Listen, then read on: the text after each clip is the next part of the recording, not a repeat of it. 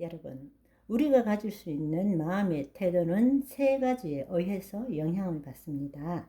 첫 번째로는 내가 누구인가에 대한 정체성에 영향을 받습니다. 내가 그리스도 안에 하나님의 자녀라면 그것을 대하는 태도가 달라지겠죠. 왜냐하면 시험을 받으면 내가 그리스도 안에 하나님의 자녀인 것을 정말로 알고 체험했다면 시험을 당할 때마다 기뻐해야 되잖아요. 왜냐하면 야고보서 1장 2절에 우리를 온전케 할 수 있는 기회가 주어졌기 때문에. 그런데 만약에 거짓자라면 에휴 또 왔냐 이렇게 될 수밖에 없는 거죠. 내가 누구인지에 대한 정체성. 두 번째로는 자유의지를 가진 혼이 가지는 기본적인 태도. 그러니까 우리가 타락했을 때에 타락한 혼, 다른 말로 자유의지를 가진 혼이 하나님과 분리되었죠. 분리된 혼이 가지는 기본적인 태도. 세 번째로는 자신이 살아오면서 자신의 심중에 심어놓은 경험과 지식, 그것에 의해서 우리의 마음의 태도가 결정되어진다는 것입니다. 우리가 구원을 얻었음에도 불구하고 여전히 많은 그리스도인들이 거짓자가 주체가 되어 신앙생활하고 있습니다. 내가 예수 그리스도 안에 새로운 피조물인 줄 믿습니다. 나는 하나님의 자녀인 것을 믿습니다. 이렇게 신앙생활을 한다는 것입니다. 그것이 바로 거짓자로 신앙생활을 하는 것입니다. 그것은 내가 하나님의 자녀인 것을 믿는 것이지 그 믿는 주체는 여전히 거짓자라는 것입니다. 복음은 무엇을 의미하느냐? 내가 하나님의 자녀라고. 어떤 일이 일어나도 나는 하나님의 자녀야.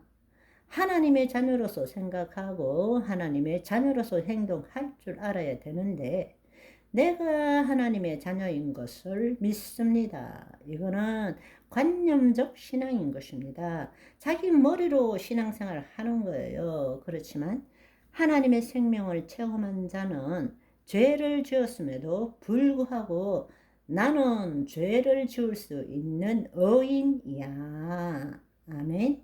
의인이 되어야만이 영으로서 몸의 행실을 새롭게 할 수 있는 것입니다. 아멘. 그러니까 자기의 정체성을 알지 못하면 늘 마음의 태도가 달라질 수밖에 없습니다. 또 우리가 예수 그리스도를 믿었다면 하나님의 생명에 의해서 그리스도 의식을 가져야 되는데 그걸 가지지 못한 자는 여전히 거짓자의 타락한 혼을 가지고 살게 되겠죠.